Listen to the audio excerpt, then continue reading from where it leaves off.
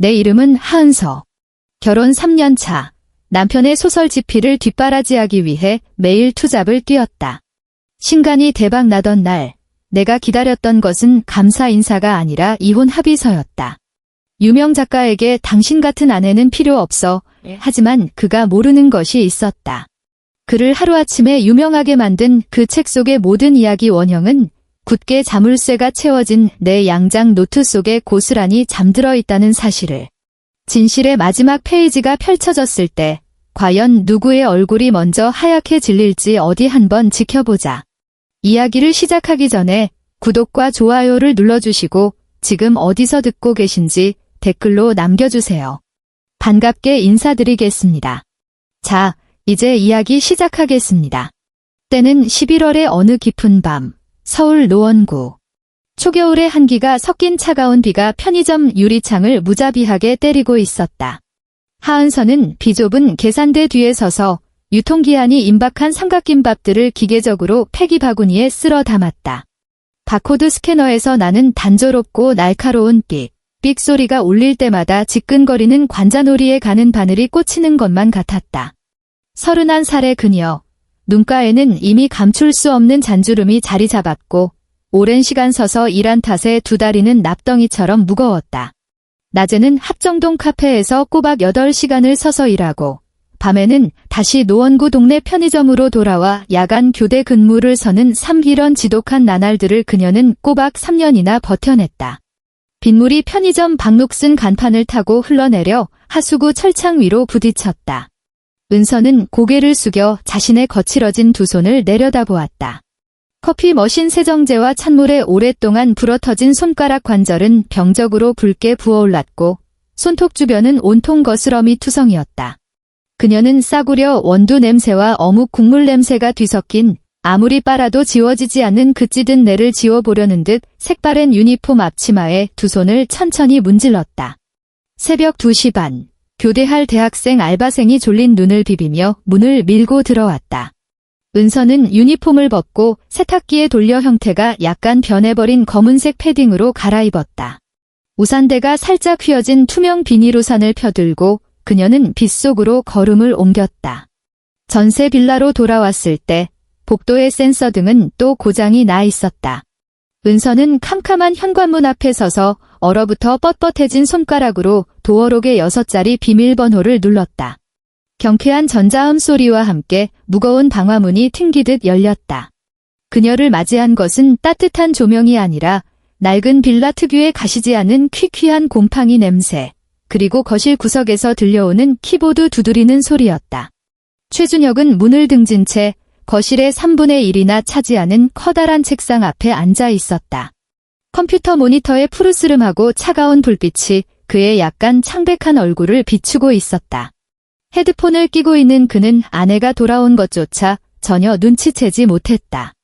3년 소설가라는 타이틀을 쥐고 있는 이 33살의 남자는 이 좁아터진 공간에서 은서의 청춘과 땀방울을 갉아먹고 있었다. 은서는 아무 소리도 내지 않았다. 발소리를 죽인 채 비에 젖은 운동화를 벗고 차가운 장판 위를 맨발로 밟았다. 발바닥을 타고 척추까지 한기가 찌릿하게 올라왔지만 예전부터 익숙해진 지 오래였다. 그녀는 주방으로 걸어가 돌아갈 때마다 윙윙거리는 굉음을 내는 낡은 냉장고를 열었다. 플라스틱 물통을 꺼내 유리잔에 얼음물을 가득 따랐다. 차가운 액체가 식도를 타고 위장으로 쏟아져 내리자 온몸이 부르르 떨렸지만 피로에 찌든 뇌가 잠시나마 맑아지는 기분이 들었다. 그녀는 물잔을 든 채 좁은 주방 조리대 뒤에 조용히 서서 남편의 뒷모습을 바라보았다. 저 회색 캐시미어 니트는 작년 겨울 그녀가 카페에서 받은 야근 수당으로 사준 것이었다.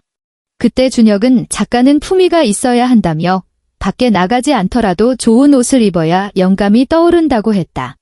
은서는 그 말을 믿었다. 그녀는 언제나 그를 전적으로 믿었다. 은서는 물잔을 내려놓고 비좁은 침실로 돌아갔다. 침대 협탁의 맨 아래 서랍을 열고 짙은 녹색의 양장 노트를 꺼냈다. 그녀의 7번째 노트였다. 대학 시절 그녀는 문예 창작 수업에서 매년 최고점을 받던 우등생이었고 교수님은 반 학생들 앞에서 그녀가 수수용 메스처럼 예리하고 정교한 문장 감각을 가졌다고 극찬했었다. 하지만 결혼과 동시에 그 거창했던 문학적 꿈은 현실의 청구서 더미에 짓눌려 산산조각이 났다. 그녀는 자신의 모든 표현 욕구를 준혁에게 양보했고 쉬며 퇴근 후 덜덜 떨리는 손으로 편의점을 오가는 각양각색의 손님들, 카페에서 엿들은 대화들, 그리고 뇌리를 스치고 지나가는 이야기의 윤곽들을 노트에 끄적이는 것만이 유일하게 남은 몫이었다. 그녀가 빈 페이지를 펼치고 펜을 들어 막 입이 오는 밤의 어묵꽃이라는 몇 글자를 적어 내려갔을 때 침실문이 벌컥 열렸다. 준혁이 빈 커피잔을 들고 들어왔다. 그의 눈 밑에는 핏발이 가득 서 있었다. 그는 은서의 무릎에 놓인 노트를 힐끗 보더니 아주 자연스럽게 다가와 손을 뻗어 휙 낚아챘다. 오늘은 또 뭘 썼어? 그의 말투는 가벼웠지만 어딘가 깔보는 듯한 오만한 시선이 담겨 있었다. 은서의 손가락이 허공에서 굳어버렸다. 손끝에는 아직 펜대의 온기가 남아 있었다. 자신이 방금 적은 구절들을 준혁이 빠르게 훑어보는 모습을 보며 그녀의 심장 박동이 미세하게 빨라졌다. 이거 편의점에서 생리대 훔치는 여고생 아이디어 꽤 괜찮은데 준혁의 눈이 반짝이더니 손가락으로 종이 페이지를 툭툭 튕겼다. 근데 너무 건조하게 썼어. 인물의 심리 묘사를 좀 더 깊게 파고들면 내 신작에 살을 붙여서 쓸 수 있겠어. 제3장 도입부로 아주 딱이네. 은서는 그의 너무나도 당당한 표정을 보며 목구멍에 물을 흠뻑 머금은 손뭉치가 콱 막힌 것 같았다. 그건 건조한 기록이 아니라고. 그 소녀가 교복마이에 물건을 쑤셔 넣을 때 눈빛에 어리던 그 절망감과 수치심을 내가 두 눈으로 직접 보고 쓴 거라고 말하고 싶었다. 하지만 그녀는 결국 입꼬리를 억지로 끌어올려 지친 미소를 지어 보일 뿐이었다. 그래, 당신이 써의 적막한 방 안에서 울려 퍼지는 자신의 목소리가 들렸다. 메마르고 희미했다. 부부 사이에 이런 걸로 째째하게 굴 필요는 없다. 그녀는 늘 그렇게 스스로를 위로했다. 그가 성공할 수만 있다면, 그의 재능을 세상 사람들이 알아줄 수만 있다면 자신이 소재나 대주는 그림자 역할을 한들 무슨 상관이겠는가. 2달 뒤, 운명의 톱니바퀴가 마침내 돌아가기 시작하는 듯 했다. 지극히 평범한 화요일 오후였다. 은서는 편의점 창고에서 쉰내가 진동하는 유통기한 지난 삼각김밥 무더기를 치우고 있었다. 창고 공기 중에는 소독약과 음식 썩은 내가 뒤섞인 역겨운 냄새가 꽉 차 있었다. 그때 앞치마 주머니 속에서 휴대전화가 미친 듯이 진동하기 시작했다. 액정 화면에 준혁의 이름이 깜빡였다. 은서는 손등으로 이마에 땀을 훔치고 통화 버튼을 밀었다. 은서야, 당선됐어. 한빛문 학상 신인상. 홍태식 편집장님이 직접 나한테 전화했다고. 전화기 너머 준혁의 목소리는 극도의 흥분으로 삑사리가 나며 거의 짐승처럼 울부짖고 있었다. 내 작품의 밑바닥 여성의 시선에서 우러나오는 아주 보기 드문 거친 삶의 질감이 살아있대. 그게 소설 전체에서 가장 심금을 울리는 부분이라고 하더라고. 은서는 그 자리에 멍하니 섰다. 손에 들고 있던 쓰레기 봉투가 스르륵 미끄러졌고 쉰내 나는 밥알 몇 개가 기름때 낀 바닥 타일 위로 굴러떨어졌다. 밑바닥의 삶의 질감, 그녀는 그 단어들을 멍하니 중얼거렸다. 예고도 없이 갑자기 눈시울이 시큰거리더니 순식간에 시야가 흐려졌다. 전화를 끊은 뒤 은서는 창고의 차가운 타일벽에 기대어 행여나 소리가 새어나갈까 봐 두 손으로 입을 틀어막았다. 끊어진 진주 목걸이 알처럼 눈물이 거친 손등 위로 뚝뚝 떨어졌다. 결혼식 날이 떠올랐다. 비싼 예물도 번듯한 혼수도 없었지만 준혁은 그녀의 손을 맞잡고 붉어진 눈으로 반드시 한국 최고의 작가 아내로 만들어주겠다고 맹세했었다. 지난 3년 동안 칼바람을 맞으며 막차를 기다리던 수많은 밤들, 밥값 몇천 원을 아끼려고 억지로 삼켰던 식은 밥알들이 이 순간 전부 보상받는 것만 같았다. 그날 밤, 은서는 기적처럼 비싼 딸기 케이크 한 조각을 사들고 귀가했다. 그녀는 먼저 카페 점장에게 전화를 걸어 앞으로 한 달간의 주말 특근을 전부 취소하겠다고 말했다. 남편 원고 교정을 도와줘야 해서요. 남편이 책을 내거든요의 전화기에 대고 이 말을 할 때 그녀의 목소리에는 자신조차 미처 깨닫지 못한 벅찬 자부심이 묻어나왔다. 그 후 몇 주 동안 은서는 단 한 번도 잠을 푹 자본 적이 없었다. 그녀는 거실 바닥에 앉아 낡은 밥상 위에 침침한 스탠드 불빛에 의지해 준혁을 위해 글자 하나하나 맞춤법을 수정하고 논리의 흐름을 매끄럽게 다듬었다. 그 문장들은 그녀에게 너무나도 익숙했다. 책 속에 등장하는 새벽거리에서 폐지를 줍는 할머니, 전세 보증금을 구하지 못해 카페 구석에서 오열하던 미혼모, 그들 모두가 그녀의 노트 속에 있던 사람들이었다.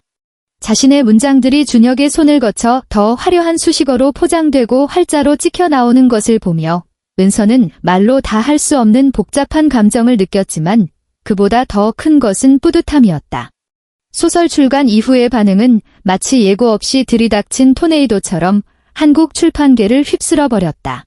초판 인쇄 물량은 사흘 만에 매진되었고 추가 인쇄를 위해 인쇄소 기계가 밤낮 없이 돌아갔다. 대형 포털 사이트 검색어에 준혁의 이름이 수시로 오르내리기 시작했다. 은서가 처음으로 무언가 잘못되었다고 느낀 것은 합정동 카페에서 일할 때였다. 손님이 별로 없던 그날 오후, 세련된 오피스룩을 입은 젊은 여성 2명이 창가 자리에 앉아 휴대전화 스피커를 켜두고 유튜브 인터뷰 영상을 보고 있었다.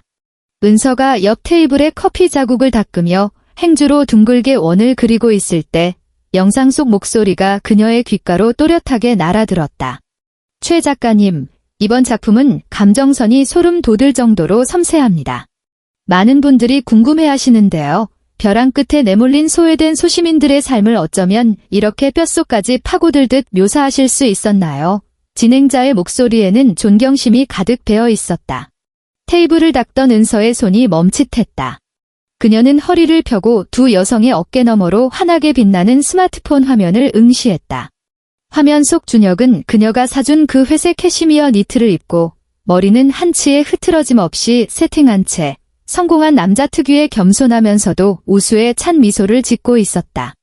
그건 제가 홀로 책상 앞에서 지새운 무수한 밤들 덕분입니다. 일사구려 스마트폰 스피커를 타고 흘러나오는 준혁의 목소리는 어딘가 탁하게 변조되어 들렸다. 그 지독한 고독과 절망감을 피부로 느끼기 위해 전 스스로를 방 안에 가두고 외부와의 단절을 택했습니다. 그 인물들은 제가 깊은 밤, 저 자신의 영혼을 조금씩 깎아내어 조각해낸 결과물들입니다. 그녀에 대한 언급은 단 한마디도 없었다. 우리라거나 내 아내라는 단어조차 존재하지 않았다. 은서는 명치 끝을 무거운 해머로 강하게 얻어맞은 것 같았다. 행주를 쥔 손가락이 덜덜 떨리기 시작했고 구정물이 손목을 타고 소매 안으로 흘러들어와 뼛속까지 시리게 만들었다. 그녀는 입안에서 비릿한 피맛이 느껴질 때까지 아랫입술을 꽉 깨물었다. 어머, 저 작가 진짜 매력 있다. 저 우수의 찬 분위기 좀 봐. 자리에 앉은 여자가 두 손으로 뺨을 감싸며 감탄했다. 은서는 획 몸을 돌려 직원 휴게실로 도망치듯 들어갔다. 비좁은 사물함 앞에 서서 그녀는 거친 숨을 몰아쉬었다. 심장이 갈비뼈를 미친 듯이 치받았고 자신의 존재가 철저하게 지워졌다는 공포감이 독사처럼 그녀의 목을 조여왔다. 밤에 집에 돌아왔을 때 준혁은 소파에 앉아 독자들의 댓글에 답글을 달고 있었다. 은서가 들어오는 것을 보고도 그는 고개조차 들지 않았다. 오늘 인터뷰 봤어. 은서는 현관에 서서 신발도 벗지 않은 채 억눌린 탓에 잔뜩 쉰 목소리로 말했다.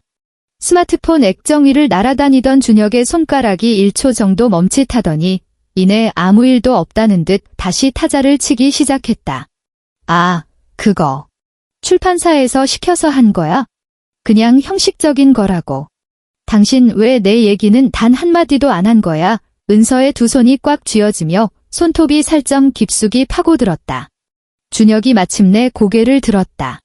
그의 미간이 살짝 찌푸려졌고 눈빛에는 찰나의 짜증이 스쳐 지나갔다. 그는 휴대전화를 내려놓고 한숨을 푹 쉬더니 마치 어린아이를 달래는 듯한 말투로 입을 열었다. 은서야, 너 왜 이렇게 예민하게 굴어? 난 작가야.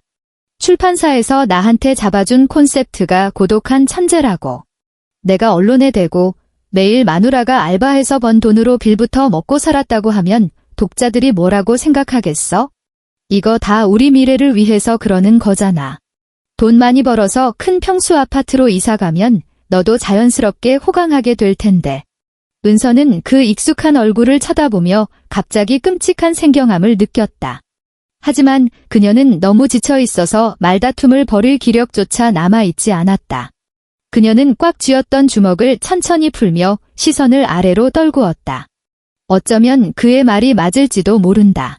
밖에서는 이미지를 관리해야 하니까? 그녀는 스스로를 그렇게 세뇌하며 그 피비린내 나는 억울함을 목구멍 깊숙이 우겨 넣었다. 하지만 그녀가 굳게 믿었던 희생은 이른바 호강으로 돌아오지 않았다. 2달 뒤 첫 번째로 정산된 거액의 인쇄비가 준혁의 통장에 꽂혔다.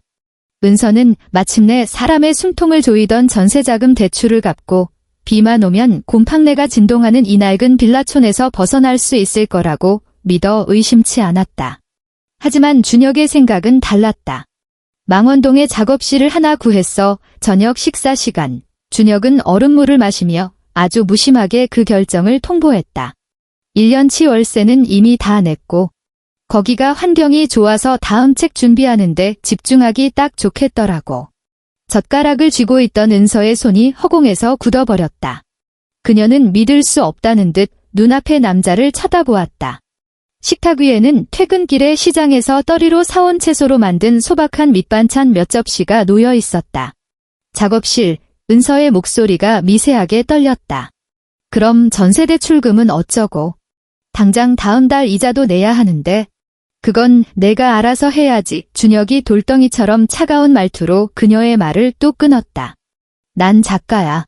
나만의 독립된 공간이 필요하다고. 넌 내가 계속 이 몸 하나 돌리기도 힘든 썩은 집구석에서 글을 쓰길 바라는 거야? 은서는 젓가락을 내려놓았다. 순식간에 눈시울이 붉어졌다. 준혁 씨, 나 3년 동안 하루도 안 쉬고 투잡 뛰었어. 당신 이제 수입도 생겼는데 나 밤에 편의점 알바하는 것만이라도 그만두면 안 될까? 요즘 계속 어지럽고 허리도 끊어질 것 같아서. 안 돼. 예준혁은 단호하게 거절했다.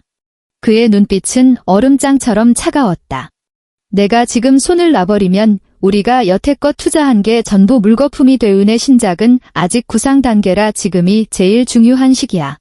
이런 결정적인 순간에 내가 내 발목을 잡으면 안 되지. 은서야, 우리 좀 멀리 내다보자. 이건 우리 공동의 투자잖아. 공동의 투자.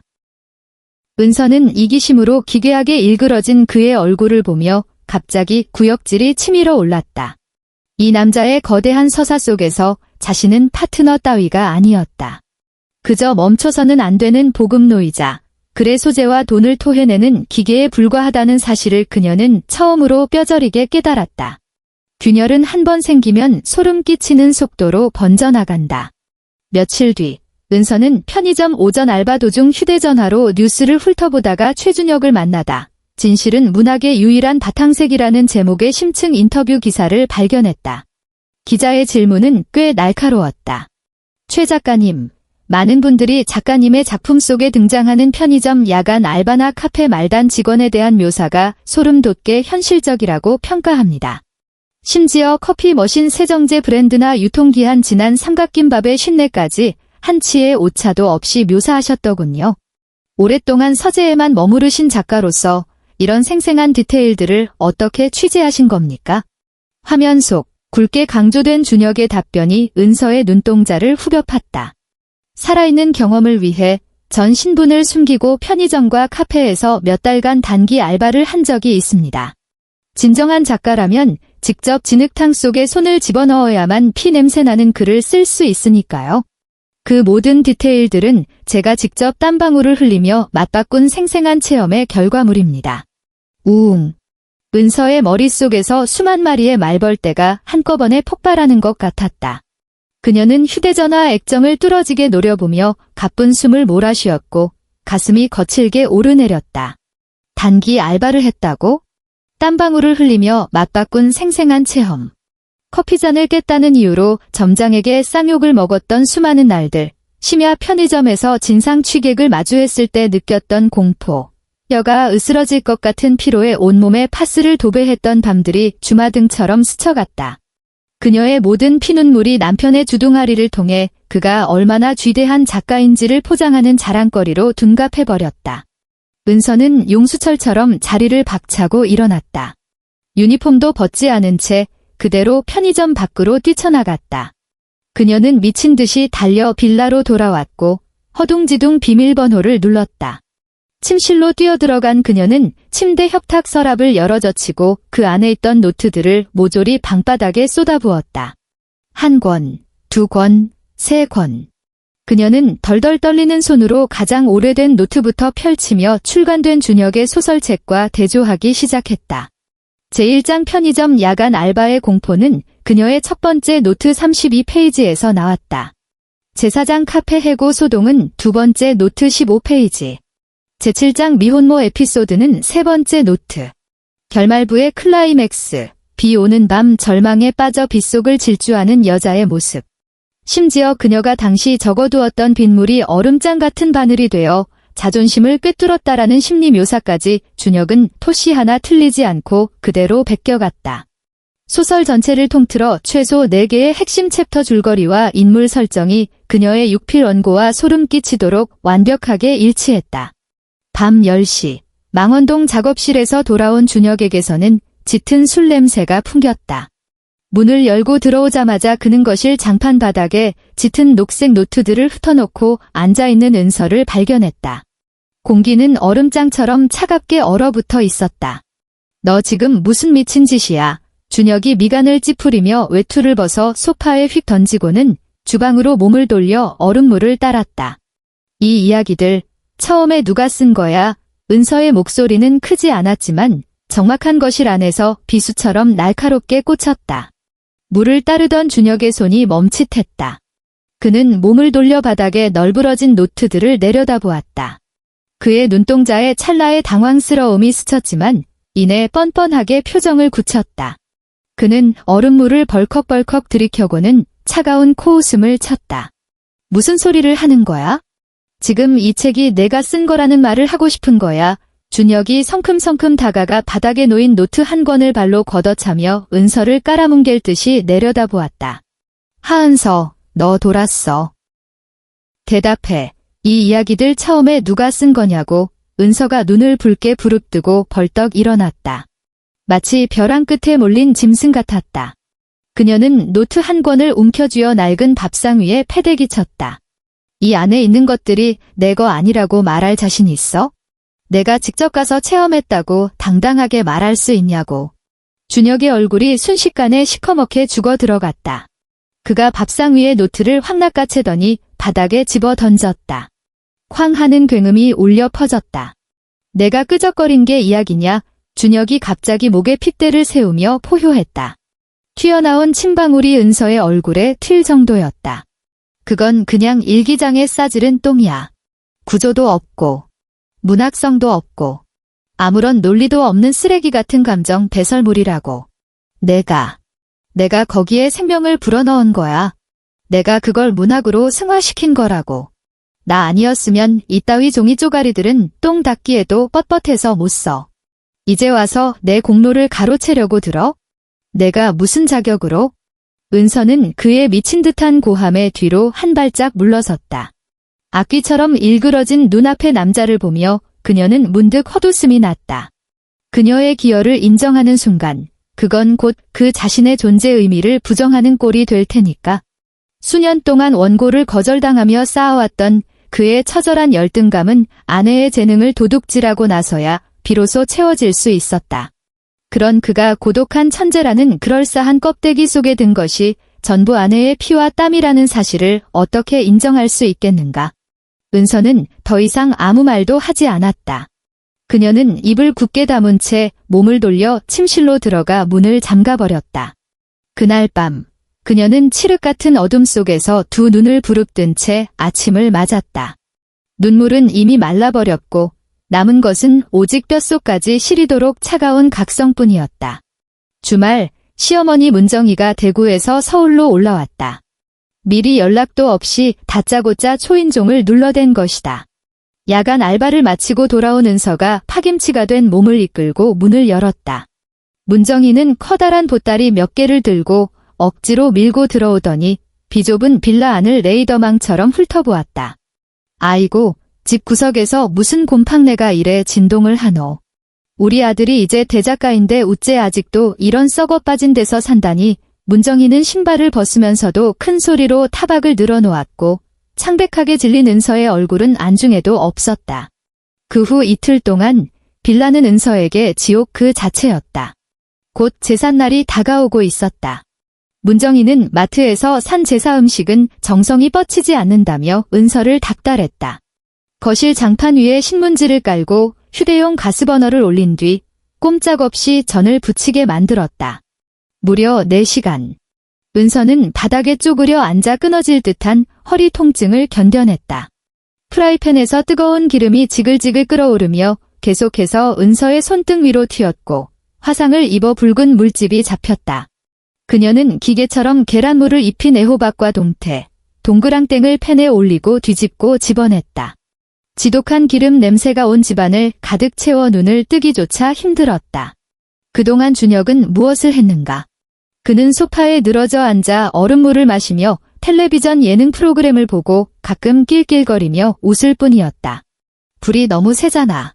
너는 도대체 밥할 줄도 모르나? 식탁에 앉은 문정이가 접시에 담긴 전을 젓가락으로 툭툭 건드리며 트집을 잡았다. 참나, 전 하나 제대로 못 부치고. 우리 준혁이는 매일 글 쓴다고. 저는 마침내 칼끝을 은서에게 정면으로 겨누었다. 그녀는 은서가 만든 밑반찬에는 손도 대지 않은 채 국물만 떠먹으며 경멸하는 눈빛으로 은은서가 젓가락을 내려놓고 낮게 대답했다. 네, 어머님. 아이고, 참말로 남부끄럽다. 문정이가 숟가락을 식탁 밖에 데리고 나가기 부끄럽지도 않나? 남들이 물어보면 대작가 아내가 편의점 알바생이라고 자랑할 거가? 은서의 손가락이 옷자락을 꽉 움켜쥐었다. 그녀는 준혁을 쳐다보았다. 그가 한마디라도 거들어주기를 바랐다. 하지만 준혁은 고개를 푹 숙인 채 동그랑땡 하나를 집어 입에 쑤셔 넣을 뿐 마치 아무 소리도 들리지 않는 사람처럼 굴었다. 그 순간 은서의 마음은 철저하게 죽어버렸다. 문정이가 서울을 떠나기 전날 밤 준혁은 작업실로 가버렸다. 빌라에는 고부 2사람만 남았다. 문정이는 은서를 거실로 부르더니 가방에서 돈 봉투를 하나 꺼내 밥상 위에 툭 던졌다. 아가, 사람이 눈치가 있어야지. 문정이의 눈빛은 차가웠고 말투에는 위에서 아래를 내려다보는 듯한 오만한 적선이 깔려 있었다. 우리 준혁이는 이제 신분이 달라졌다. 너거 둘 차이는 앞으로 더 벌어지면 벌어졌지 좁혀질 일은 없다. 너는 애도 하나 못 낳고 여기 붙어 있어봐야 무슨 소용이 있노? 좋게 끝낼 수 있을 때 이 돈 받고 조용히 나가라. 우리가 등 떠밀 때까지 버티지 말고. 은서는 그 얄팍한 봉투를 보며 픽 하고 실소를 터뜨렸다. 그녀는 돈에 손도 대지 않은 채 자리에서 일어나 침실로 들어가 버렸다. 절망의 끝에 닿으면 소름 끼치도록 차분해지는 법이다. 다음 날 은서는 반차를 내고 망원동으로 향했다. 그녀는 준혁의 작업실 문 앞에 서서 손을 들어 올렸다. 그리고 그들이 예전에 함께 썼던 비밀번호를 눌렀다. 삐비빅. 도어록에서 비밀번호가 틀렸다는 경고음이 울렸다. 은서의 손가락이 허공에서 멈췄다. 그녀는 심호흡을 한 번 하고 준혁의 생일을 눌렀지만 역시 틀렸다는 소리가 났다. 시어머니의 생일을 눌러보아도 결과는 같았다.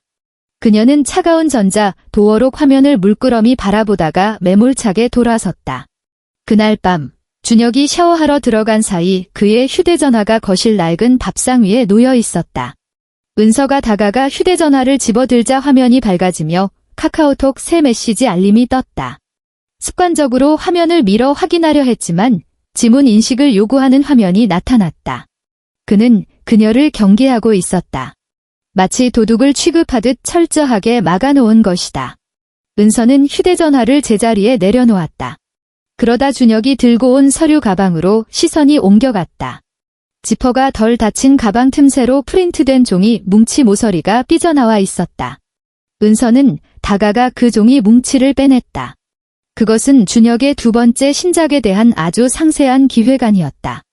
그녀는 종이를 빠르게 넘겼다. 읽어 내려갈수록 손가락의 떨림은 걷잡을 수 없이 심해졌다. 두 번째, 책을 관통하는 세계의 핵심 스토리 라인. 가상화폐 투자 실패로 파산해 자살을 선택한 직장인, 교회에서 온갖 이간질을 일삼는 위선적인 중년 여성, 희귀병에 걸린 딸의 병원비를 구하기 위해 도둑질을 하는 절망적인 엄마. 이 세 편의 이야기는 인물들의 가명조차 바꾸지 않은 채 그녀의 5번째와 6번째 노트에 적힌 내용과 토시 하나 틀리지 않고 똑같았다. 그것은 불과 몇 달 전, 그녀가 극도의 고통과 피로 속에서 뼈를 깎는 심정으로 한 글자 한 글자 토해냈던 피눈물이었다. 이제 그는 아주 최소한의 위장조차 귀찮아진 것이다. 은서는 기획안 뭉치를 쥔 채 장판 바닥으로 스르륵 주저앉았다. 습기 때문에 벽지에 피어난 시커먼 곰팡이 자국들이 마치 그녀를 비웃는 입술들처럼 보였다. 그녀는 소리내어 울지 않기 위해 자신의 손등을 피가 나도록 꽉 깨물었다. 이제 이 미친 게임을 끝낼 때가 왔다. 두 번째, 책의 원고, 마감 전날 밤. 준혁은 컴퓨터 앞에 앉아 마지막 윤문 작업을 하고 있었다. 은서가 침실 문을 열고 걸어 나왔다.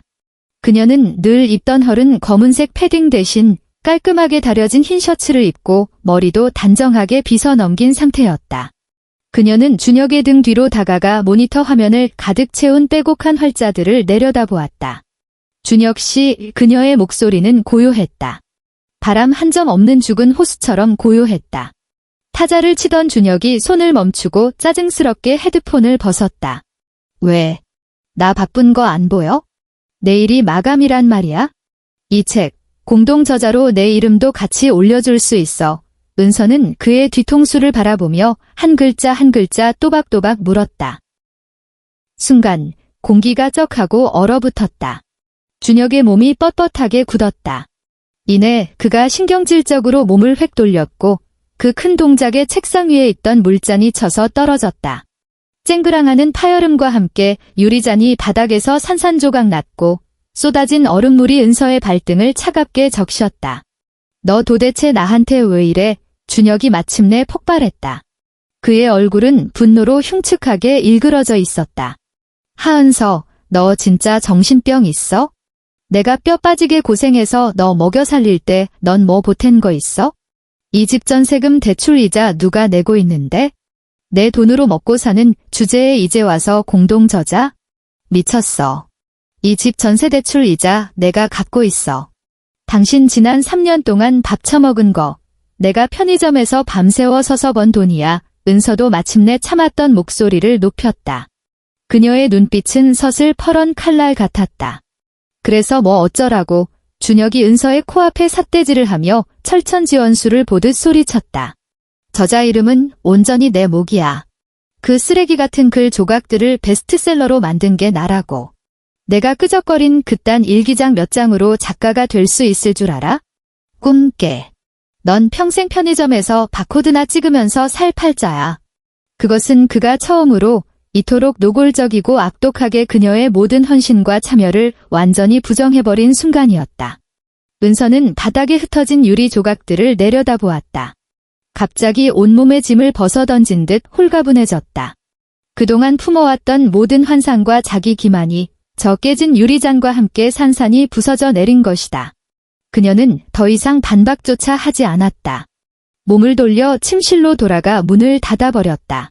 다음 날 아침 서울의 하늘은 당장이라도 폭설이 쏟아질 것처럼 잿빛으로 짓눌려 있었다. 은서가 침실을 나섰을 때 준혁은 이미 식탁 앞에 앉아 있었다.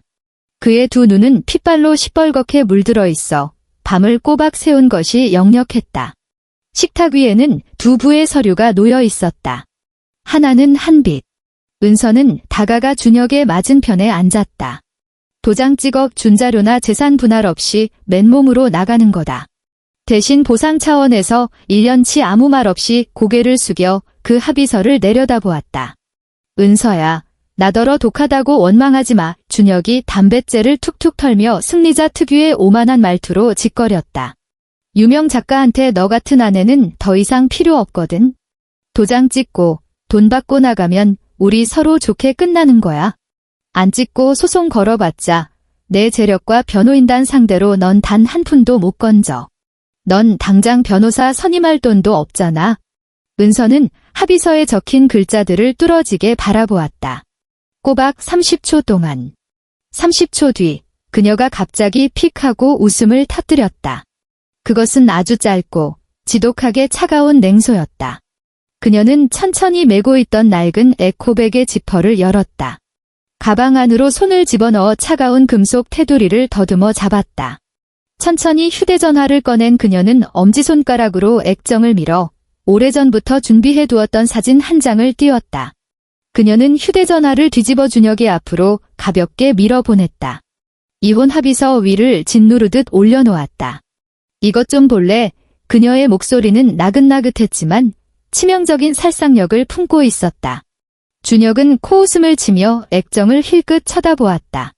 단 한 번, 그 한 번의 시선 끝에 담배를 쥐고 있던 그의 손가락이 갑자기 미친 듯이 덜덜 떨리기 시작했다. 담배꽁초가 값비싼 원목 식탁 위로 툭 떨어지며 시커먼 화상 자국을 지저댔다. 그것은 한국저작권위원회의 온라인 등록 접수증 캡처 화면이었다. 등록자 하은서. 등록 내용 7권의 원시 6필 원고 스캔본 및 창작 타임스탬프. 등록 일자 2달 전. 너 준혁의 목젖이 힘겹게 꿀꺽 넘어갔다. 사포로 문지른 것처럼 쉰 목소리가 새어나왔다. 그는 액정 화면에 찍힌 붉은색 전자 인장을 죽일 듯이 노려보았다. 그의 얼굴에서 순식간에 핏기가 싹 가시더니 백지장처럼 하얗게 질려버렸다. 은서는 의자 등받이에 기대어 두 손을 깍지 껴 무릎 위에 올렸다.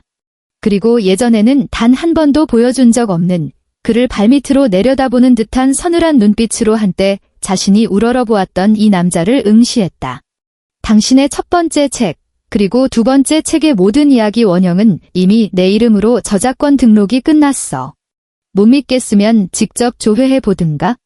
그녀는 준혁의 이마에 송글송글 맺히는 식은땀을 극도의 공포로 미세하게 경련하는 그의 눈가를 가만히 지켜보았다. 이 순간 은서가 느낀 것은 복수의 쾌감이 아니라 깊고도 깊은 해방감이었다. 지난 3년 동안 가슴을 짓누르던 거대한 바위가 마침내 치워지고 신선한 공기가 폐부 깊숙이 밀려 들어오는 것만 같았다. 알고 보니 은서가 나지막하게 읊조렸다. 그녀의 입꼬리가 비웃음으로 비스듬히 올라갔다. 내가 쓴 게 감정 배설물이 아니었네. 준혁이 용수철처럼 벌떡 일어났다. 의자가 바닥을 긁으며 찢어질 듯한 비명을 질렀다. 그가 손을 뻗어 식탁 위에 휴대전화를 낚아채려 했다. 은서의 시선이 그의 손끝에 머물렀다. 오랜 세월 키보드를 두드려 길쭉하게 쭉 뻗었던 그 손은 지금 공포에 질려 흉하게 오그라들어 있었다. 그녀는 그 손을 싸늘하게 바라보다가 천천히 자신의 손을 뻗어 액정 화면 위를 덮어버렸다. 손끝으로 전해지는 감촉은 얼음장처럼 찼다. 액정의 백라이트 불빛이 그녀의 손가락 틈새를 뚫고 나와 핏기가 완전히 가신 최준혁의 얼굴을 창백하게 비추었다. 침을 꿀꺽 삼키는 그의 소리가 죽은 듯 고요한 거실 안에서 무한히 증폭되었다. 목젖이 위아래로 격렬하게 요동치는 꼬리, 마치 물 밖으로 내동댕이 쳐져 필사적으로 헛구역질을 해대는 물고기 같았다. 은서는 손을 거두지도 목소리를 높여 따지지도 않았다. 그녀는 그저 오랜 야간 알바로 핏발이 선 두 눈을 남편의 얼굴에 못 박듯 고정시켰다. 휴대전화를 빼앗으려던 최준혁의 손이 허공에서 아주 우스꽝스러운 속도로 미친 듯이 덜덜 떨리고 있는 것이 고스란히 느껴졌다. 바깥에는 어느새 다시 차가운 비가 내리기 시작했고 노원구 낡은 빌라의 헐거운 알루미늄 창틀이 바람에 흔들리며 구슬픈 울음소리를 냈다. 너 내가 가짜 웹페이지 하나 만들면 내가 쫄 줄 알아. 최준혁의 목소리는 사포 2장을 세게 문지르는 것처럼 뻑뻑했다. 그는 억지로 비웃음을 지어 보이려 했지만 입꼬리가 살짝 움직이자마자 얼굴 근육이 통제력을 잃고 파르르 떨리기 시작했다. 하은서, 너 아주 용됐다. 이런 삼류 사기꾼 같은 위조 수법까지 다 배우고 말이야. 은서는 그가 허세를 부리는 꼴을 보며 갑자기 위장이 뒤틀리는 듯한 역겨움을 느꼈다. 이것이 바로 그녀가 3년 동안 피땀 흘려 뒷바라지한 남자의 실체였다. 빼도 박도 못할 증거 앞에서도 오만함으로 자신의 공포를 덮어보려는 찌질한 겁쟁이. 그녀는 천천히 휴대전화 화면을 껐다. 가벼운 딸깍 소리와 함께 거실은 숨막히는 어둠 속에 잠겼다.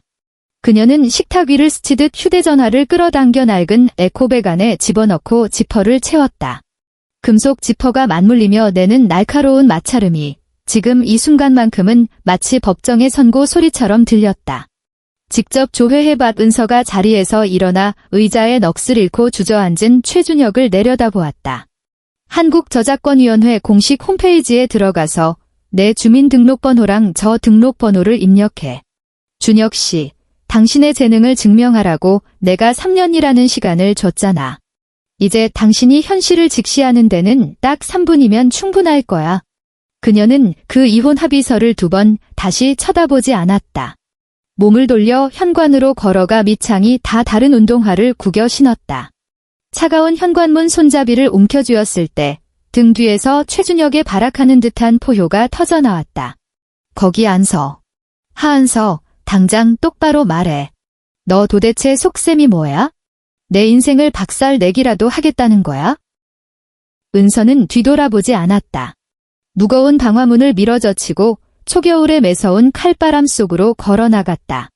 복도의 센서 등은 여전히 고장 나 먹먹했지만 이번만큼은 지난 3년의 그 어떤 밤보다 눈앞의 길이 선명하게 보였다. 사흘 뒤 서초동.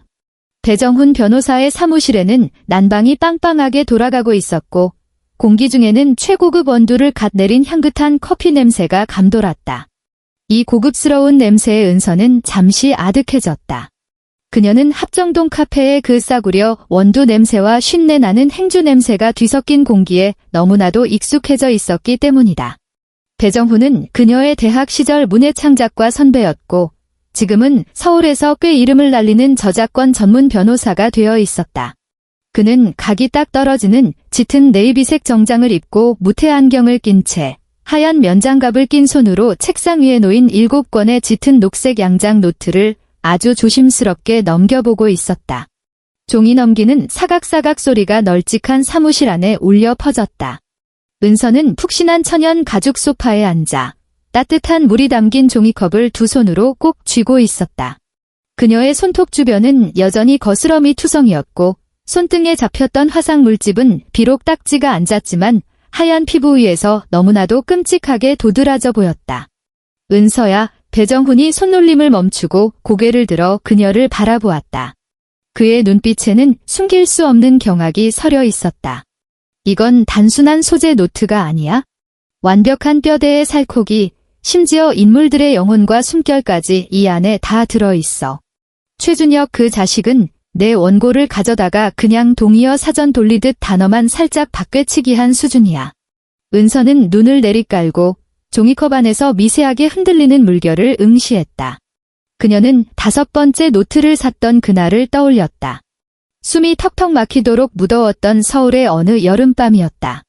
편의점 에어컨이 고장나서 계산대 뒤에 서 있던 그녀의 유니폼은 땀으로 흠뻑 젖어 있었다. 그날 밤 그녀는 시제 계산을 잘못하는 바람에 점장에게 꼬박 2만 원을 까였다.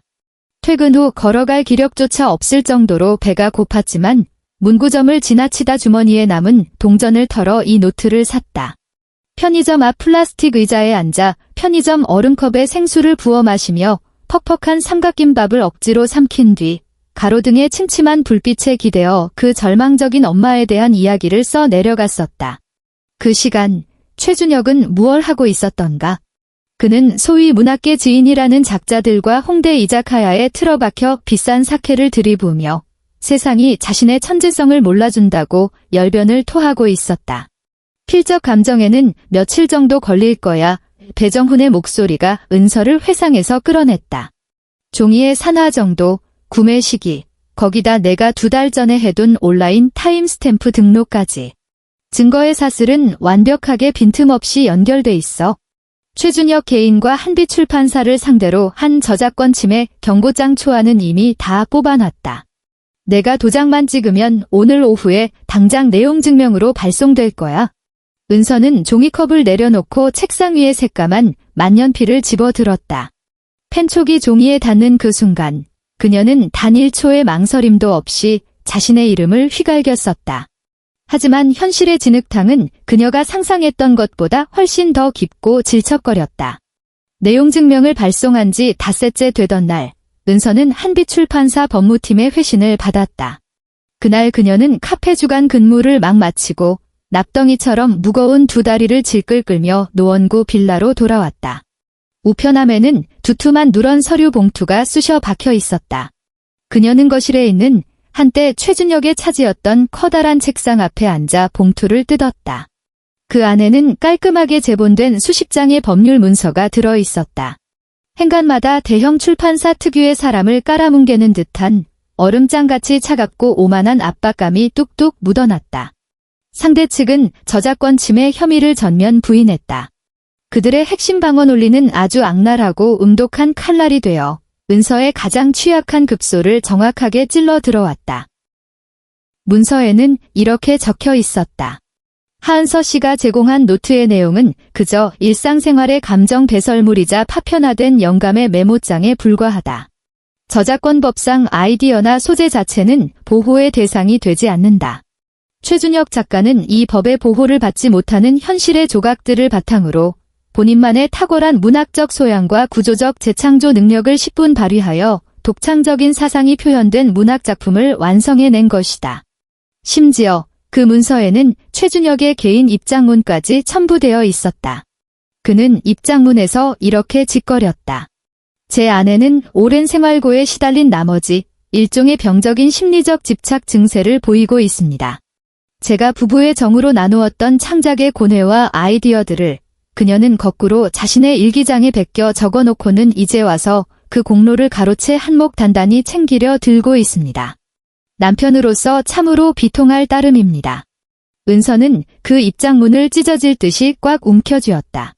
종이 모서리가 그녀의 소나기 안에서 바스러지듯 구겨졌다. 병적인 심리적 집착 증세? 한몫 챙기려 들어? 그녀는 자리를 박차고 일어나 주방으로 돌진했다. 냉장고 문을 확 열어 젖히고 생수통을 꺼내 컵에 따르지도 않고 그대로 고개를 젖혀 벌컥벌컥 들이부었다. 뼛속까지 시린 액체가 식도를 타고 위장으로 쏟아져 내리자 온몸이 미친 듯이 사시나무 떨리듯 떨렸다. 그녀는 차가운 조리대를 두 손으로 짚고 짐승처럼 거친 숨을 몰아쉬었다. 통제력을 잃은 눈물이 장판 바닥 위로 뚝뚝 떨어져 내렸다. 그녀는 흔들리고 있었다. 그것은 오랫동안 가스라이팅을 당하며 뼛속 깊이 뿌리내린 지독한 자기의심이었다. 지난 3년간 최준혁은 수백 번도 넘게 짐벌레 보듯 벌레 씹은 표정으로 그녀의 글을 내려다보며 이건 문학성이 없어, 이건 그냥 일기장에 쓴 똥이야 라고 세뇌시켰다. 법의 잣대도 정말 그렇게 생각하는 걸까? 나는 정말 그저 벽돌이나 주워다 나르는 막노동꾼에 불과하고 내 벽돌로 거대한 빌딩을 세워 올린 그놈이 정당한 건물주로 인정받는 게 세상의 이치란 말인가? 그녀는 주위를 둘러보았다. 습기로 시커멓게 번져가는 벽지의 곰팡이 자국들, 굳은 살이 박여 거칠어진 자신의 두 손을 내려다보았다. 거대하고 숨막히는 무력감이 그녀의 온몸을 올감했다. 그 칠흑 같은 절망의 늪에 완전히 잡아먹히기 직전 조리대 위에 던져두었던 휴대전화가 지잉하고 울렸다. 액정 화면에 배정훈 변호사의 이름이 떴다. 은서는 손등으로 얼굴을 마구잡이로 문질러 닫고 잔뜩 쉰 목청을 가다듬은 뒤 통화 버튼을 눌렀다. 은서야, 배정훈의 목소리에는 도저히 억누를 수 없는 흥분감이 묻어났다. 상황이 완전히 뒤집혔다. 한빛출판사 내부에서 터졌어. 은서는 멍하니 굳어버렸고 휴대전화를 쥔 손가락에 바짝 힘이 들어갔다. 최준혁 담당 편집장인 홍태식이라는 사람이 방금 보안 메일로 나한테 파일 하나를 던져줬어. 배정훈은 랩을 하듯 말을 쏟아냈다. 최준혁의 첫 번째 책 초고 워드 문서의 메타데이터 분석 보고서야? 은서는 숨을 죽였다. 전문 용어는 알아듣지 못했지만 배정훈의 목소리에 실린 그 묵직한 무게감만은 확실히 느낄 수 있었다. 은서야, 최준혁 그 새끼는 너무 오만했고 또 너무 게을러 터졌어. 그 자식이 처음 문서를 작성할 때 복사해서 붙여넣기 기능을 오지게 썼더라고.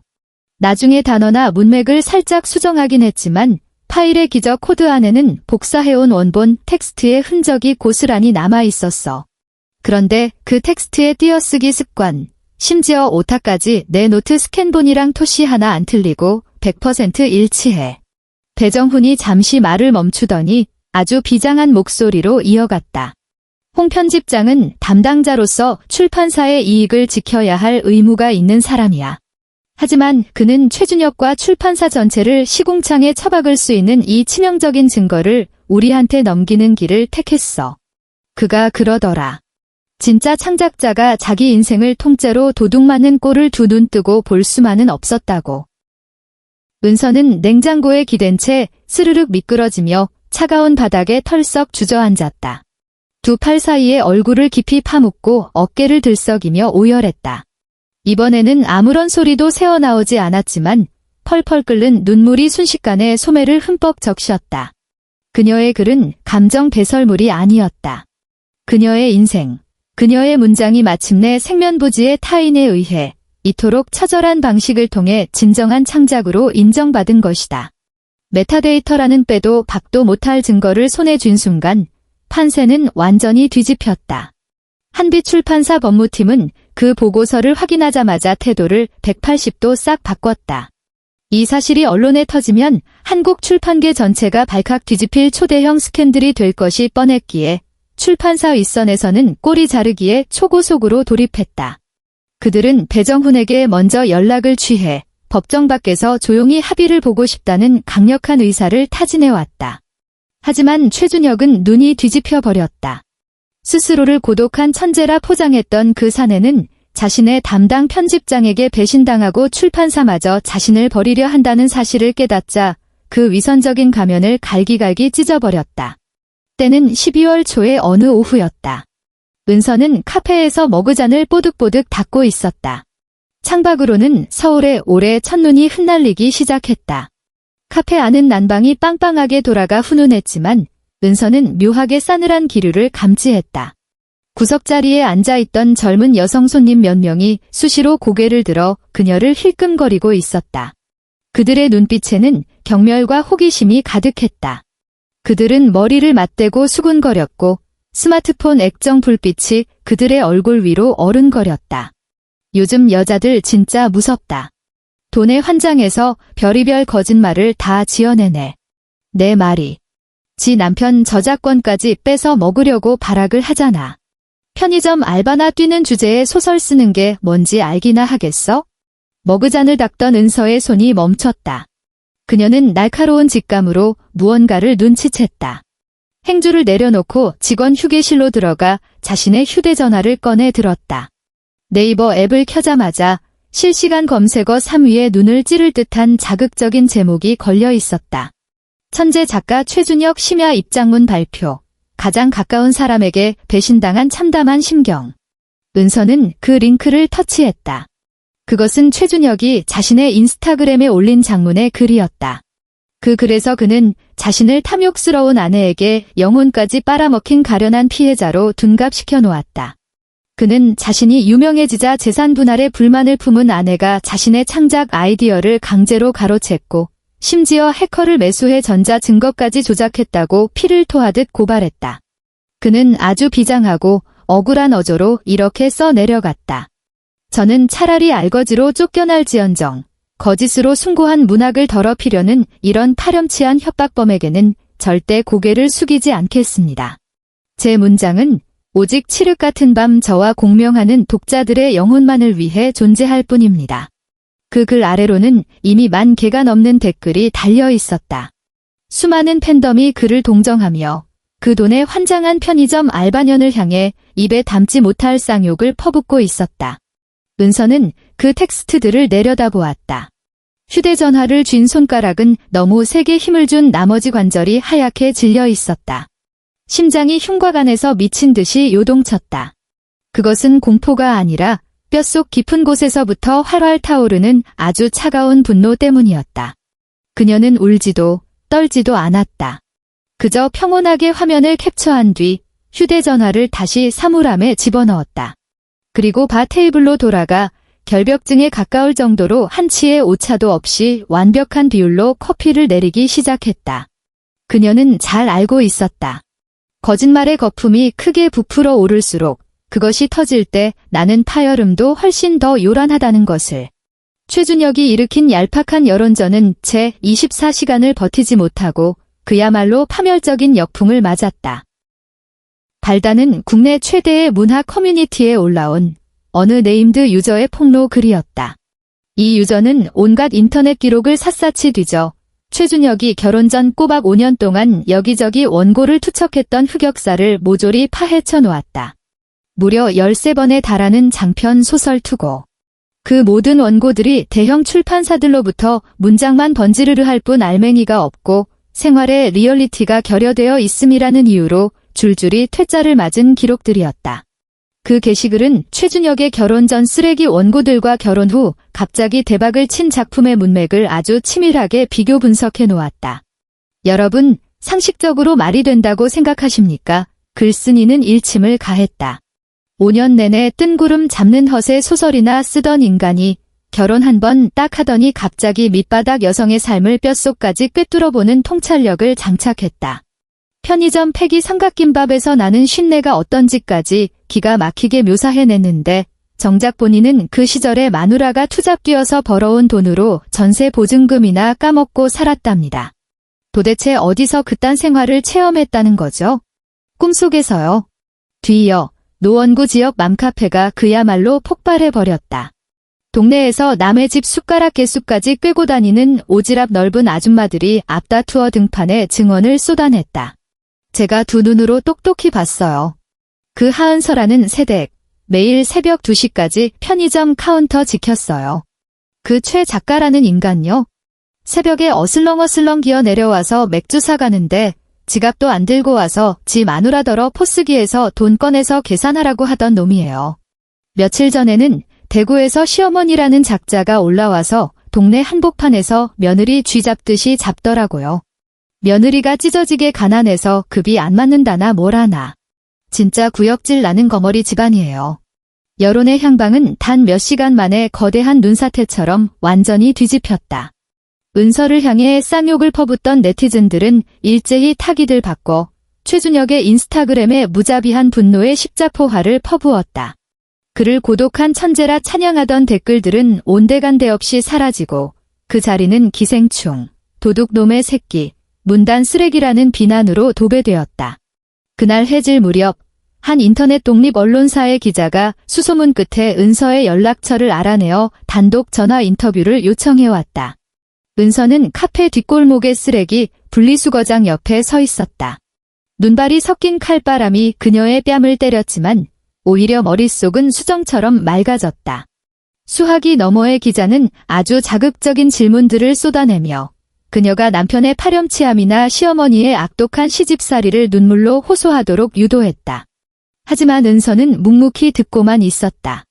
인터뷰가 막바지에 다다랐을 때쯤 그녀는 마이크를 향해 아주 담담하지만 뼛속까지 울리는 목소리로 딱 한마디를 남겼다. 저는 누군가의 인생을 파멸시키는 데는 아무런 관심이 없습니다. 매서운 바람 속에서 그녀의 목소리는 유난히 또렷하게 퍼졌다. 저는 그저 제 것을 되찾고 싶었을 뿐입니다. 그 이야기들은 대단한 문학적 실험 따위가 아닙니다. 그건 곧 제 삶이었습니다. 제가 흘린 땀방울, 제가 삼켜야 했던 서러움, 제 청춘을 갈아 넣어 뜬 눈으로 지새운 그 수많은 밤들이 그 활자들 안에 고스란히 배어 있습니다. 그건 그 누구도 훔쳐갈 수 없는 제 인생입니다. 이 짧은 한마디는 그날 밤 쇼츠 영상으로 편집되어 유튜브와 네이버 실시간 검색어 1위를 휩쓸어 버렸다.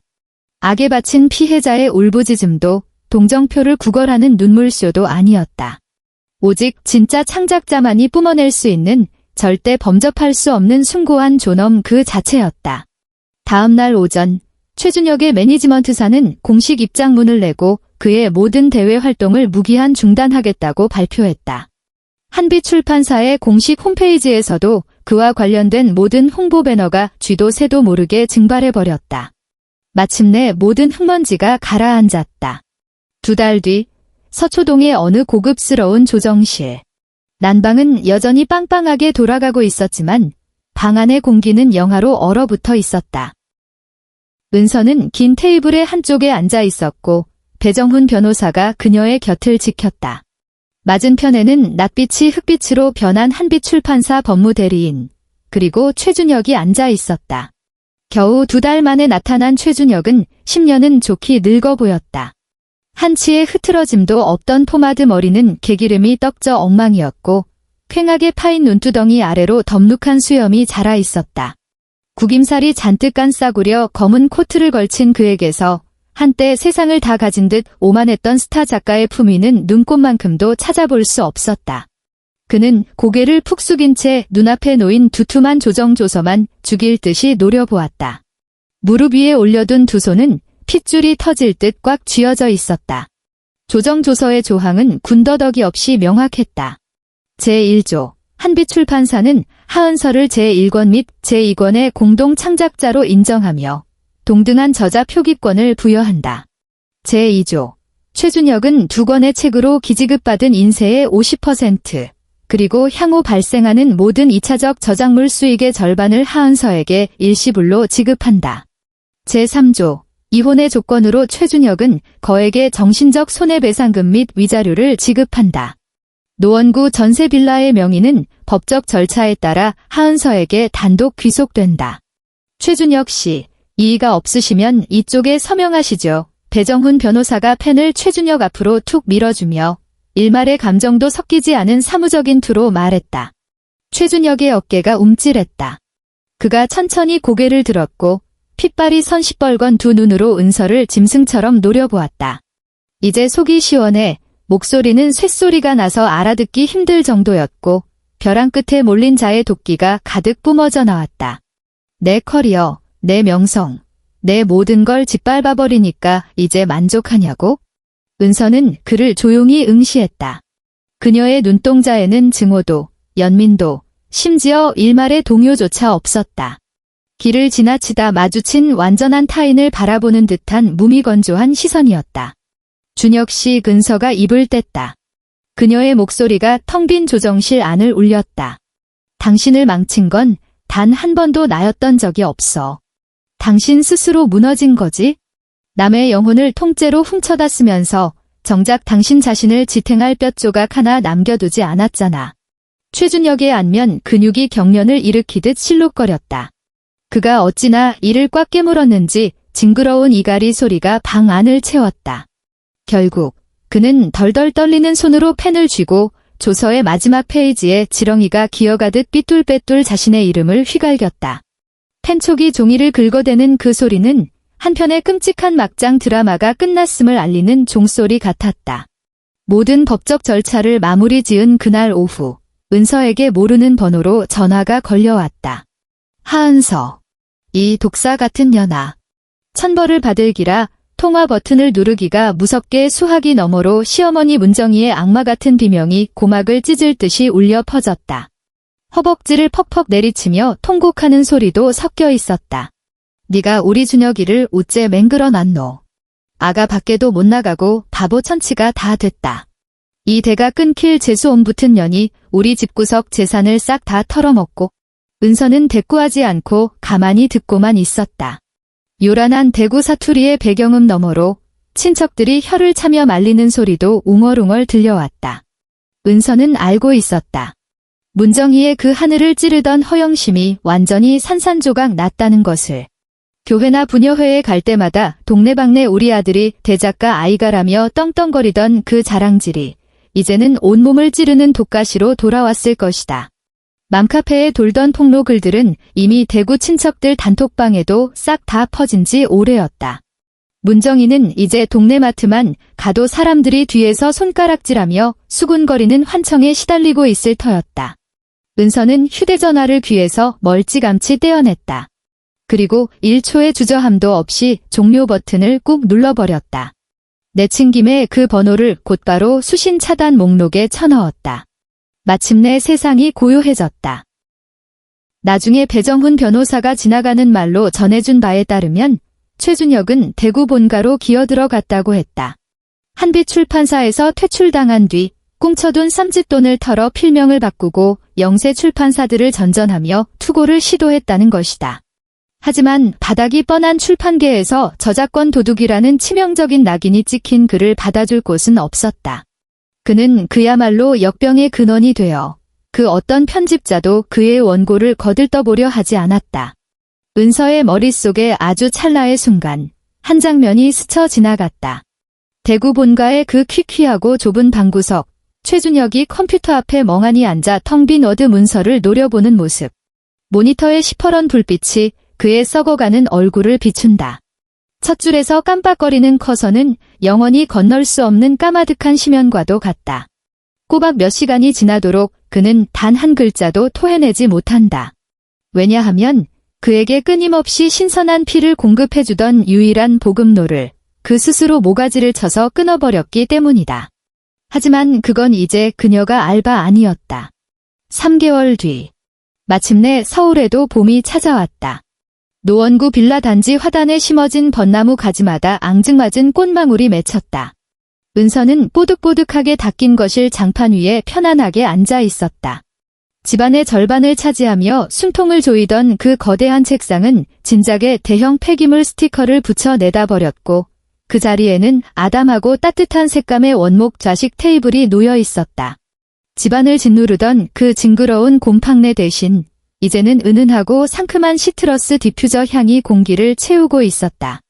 뼈를 갉아먹던 편의점 야간 알바는 그만둔 지 오래였다. 지금은 합정동 카페 주간 근무만 하며 아주 규칙적이고 평온한 일상을 누리고 있었다. 눈앞의 원목 테이블 위에는 빳빳하고 새로운 짙은 남색 양장 노트가 펼쳐져 있었다. 그녀의 8번째 노트였다. 얼룩 하나 없이 투명하게 닦인 유리창을 뚫고 들어온 봄 햇살이 종이 위로 부서져 내렸다. 은서는 손에 펜을 쥐고 반 페이지 정도 글을 써 내려가다 잠시 멈추고는 습관처럼 만년필 뚜껑을 살짝 깨물었다. 테이블 모서리에는 편지 봉투가 하나 놓여 있었다. 봉투 겉면에는 한빛 출판사의 로고가 선명하게 박혀 있었다. 홍태식 편집장이 보낸 우편물이었다. 편지의 내용은 대단히 정중하고 진정성이 넘쳤다. 그는 은서에게 아직 세상의 빛을 보지 못한 노트 속의 진짜 이야기들을 엮어 하은서라는 오롯한 본인의 이름으로 단독 출간해 볼 의향이 없는지 조심스럽게 묻고 있었다. 세상은 이제 가짜가 아닌 진짜 숨결이 담긴 목소리를 들어야 할 때입니다. 홍태식은 편지 말미에 그렇게 적어두었다.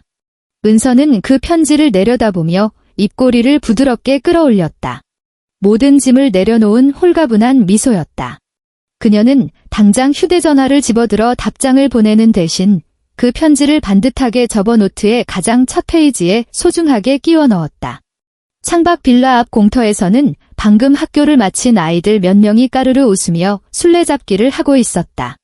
저 멀리 골목길에서는 고물상 아저씨의 길고 구슬픈 확성기 소리가 아스라이 들려왔다.